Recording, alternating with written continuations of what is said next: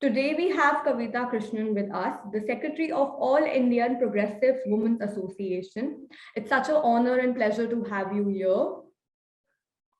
And Thank you. ma'am, I would request you to say a few words about the beautiful book. So my book, Fearless Freedom, basically was inspired by the movement in 2012 and 13 against rape. And I think that what was most significant about that movement was not so much that it opposed rape, because there had been other movements before that that were against rape, but that at the same time they were asserting the idea of women's autonomy. And they were saying that women's autonomy is facing violence. So there were many slogans in that protest that protested against victim blaming and against attacks on autonomy.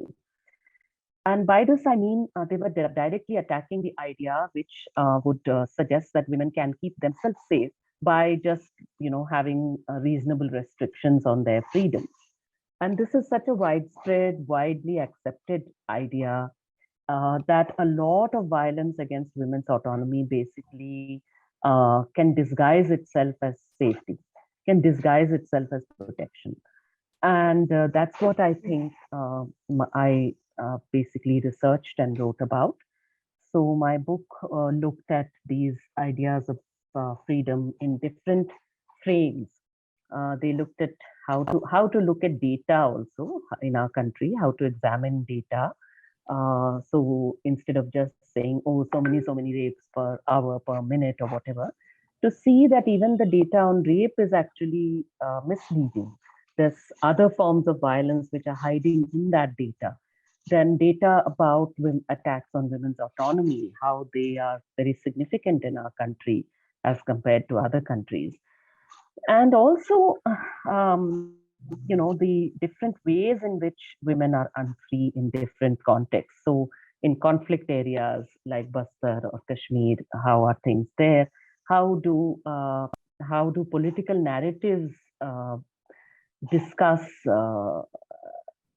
freedom in our country, being mothers, being daughters, how are the notion of mother or daughter or sister used in political narratives. All these things were basically stuff that I wanted to discuss. So I shall move forward. So the topic for today's session is those who give up freedom for safety get neither. How Benjamin Franklin words represent today's women dilemma in India. So, ma'am, shall I proceed with my first question? Please, please. So I think that's my favorite question as well. Do you believe that a free and a safe woman is a myth in our country?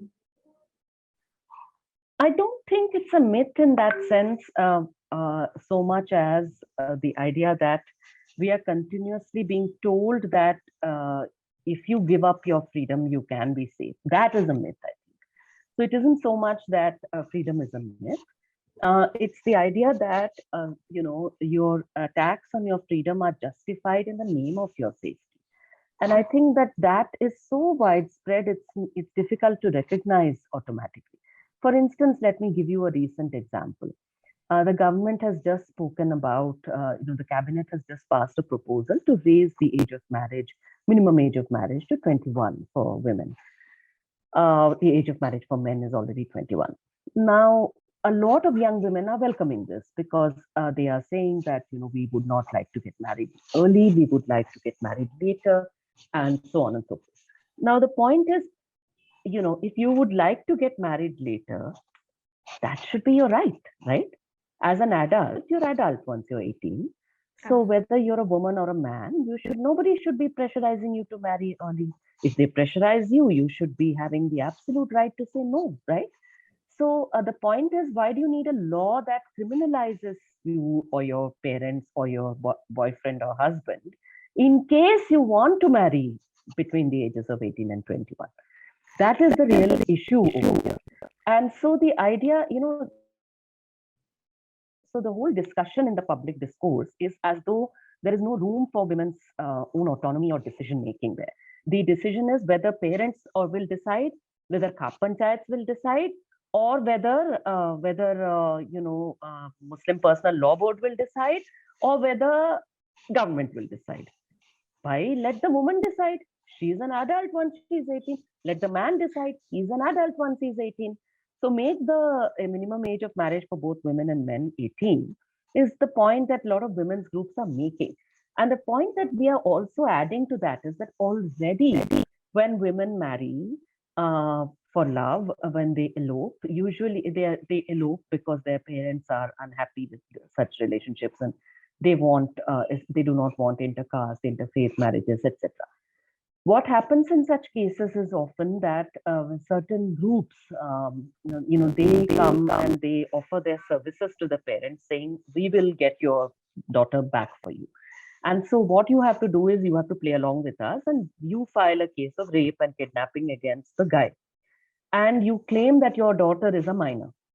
So, even if she is a major, even if she's adult, they will claim that she's a minor. So, the result is that then police will take the girl into custody, put her in some shelter home.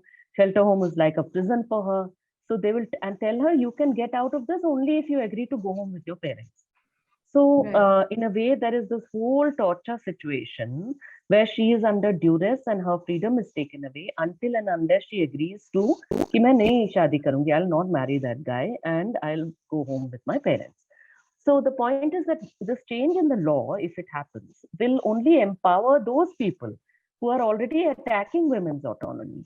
It will not empower women, so raising the minimum age of marriage. And remember, it's a minimum age of marriage. It's not the correct age of marriage. We are not saying get married at 18 and getting married at 18 is the perfect thing. Not at all. You may never get married. You may decide to marry later. You may whatever. And when it comes to health also, what our own data shows us, for instance, National Family Health Survey data, which is the government's own data on this, it shows us that health-wise, pregnancy at 25 and pregnancy at 21 or pregnancy at 18, there is not much difference in the dangers for women, because women are chronically malnutritioned. They have chronic anemia. So chronic anemia doesn't go away the minute you turn 21. Chronic anemia, if you have had it since childhood, you're going to keep having it. And that is related to the discrimination in society, the lack of nutrition that children receive in general and girls receive in particular. So the point is that, men also have this, but the men are also malnutrition, but men are not bearing children, no. So because women are bearing it, that is why they are in greater danger when they bear children, and that won't change whatever the age. So, your government should be, for the government, this is a free pass. Free may we are just, it costs nothing to change the law. But what will cost, which they will have to spend from our taxpayers' money, which we want them to spend, is to spend on nutrition, to spend on good shelter homes, to spend on education. Make education free for everybody. At least make it free for women, because our data shows that without any change in the law, child marriage rates went down drastically, as in, it has reduced massively over the period of a decade between 2005 and 2015, with the passing of the Right to Education Act and all of that. So with the greater access to education, girls started, people started educating their daughters rather than getting them married off. Likewise, but even now the dropout rate for women is high. So you should expand the Right to Education Act until late age of 18. And at the age of 18, instead of giving money ke dahej le lo or shadi kar lo, which is what the government does, it gives this disguised amount, which is a disguised dowry basically. Instead of doing that, you offer free education till your PG. Automatically, your age of marriage will go up, and women will study rather than being in a rush to get married. That is automatically going to happen. So when that social trend is already there, the only law can be that you want to criminalize women's own autonomy. By chance, if she falls in love and she wants to get married, because that is the only way that she can live with her, escape the torture she's facing in her parental home, uh, you want to criminalize that. You want to prevent that from happening. So that is something I think we need to pose the question differently. That not, oh, should women get married at 18 or should they get married at 21? Obviously, everybody will say 21. That is not the point. The question should be posed, if a woman chooses to get married before 21, or should her parents or her boyfriend or husband or whatever it is, should they go to jail for 2 years? Because that is the actual consequence Right. of marriage. And even when it comes to parental choice in marriage, when parents get their daughters married, it is mostly in poor families that parents get their daughters married. In fact, in COVID, with the fall in employment and all, child marriage and early marriage has gone up, whereas it had declined earlier. The reason it goes up is because in a poor family, what the family thinks is, okay, how to get a one mouth less to feed. So that is why it is not that they are deeply anti-women or they don't like the daughter, nothing like that. But people are desperate to survive.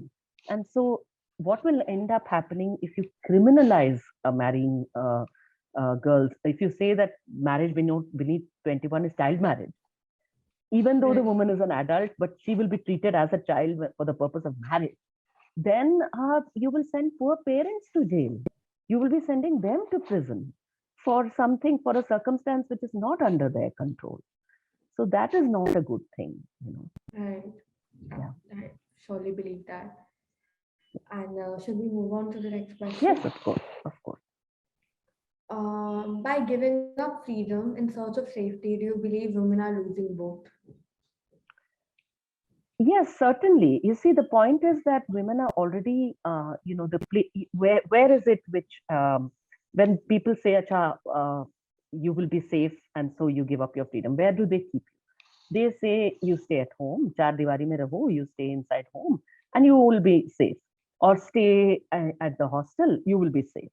But actually, the home is one of the most unsafe places for women. And even courts have observed this, that the place where the woman is most likely to lose her life, or the girl is most likely to face abuse, is in her own home. And not just girls. See, children, child sexual abuse, for instance, generally happens within the household family, or the very, very close connections to the family. So, family friends and very trusted people like teachers, or some kind of religious head or something like that. So, the point is that child sexual abuse is generally not by a stranger. So, because of the media, we are encouraged to believe that it is strangers who commit the worst forms of sexual violence. That is not true. Even when it comes to adult sexual violence against adults, it is mostly faced by persons very known and trusted to the woman. And the house, domestic violence is such a huge factor. Domestic violence is the single biggest killer for women internationally all over the world, and certainly in India. So the notion that the home is a safe haven from violence, and if you remain there, then you will be safe, that is actually a complete falsehood, right? When it comes to freedom, of course, there are risks, right? Anything will take a risk. The point is that we all have, as adults, we have the right to run risks. We have the right to run risks. We all know, if you ask any woman, she will tell you all the things she does to try and keep safe when she's out in the world, right? She does all kinds of things that men do not have to think about when they are out in the world. But even when they are with friends and everything, there are all kinds of safety mechanisms that we are continuously thinking about in our heads. So we are already strategizing for safety. We are already calculating risks and taking decisions very responsibly. So don't put the blame for violence on us, on women, right? Women have the right to run risks, and you cannot say that because you ran a risk, because you went out of the house, because you went out at night, because you did this risky thing, that risky thing. And anything can be construed as risky, right? Because even going out to a party or to a friend's house, to a trusted friend's house, can become dangerous. तो कोई कहेगा कि भाई you took a risk. You cannot blame women for these risk taking and taking, basically living your life freely. These are the rights of adult people. And the idea that you can keep yourself safe by somehow avoiding risky behavior This is absolute rubbish, because any behavior can be construed as risky. Any clothes can be construed as provocative by somebody who Right. wants to blame the victim rather than blame Anything. the perpetrator. Yeah. Thank you so much, ma'am. It was a great pleasure.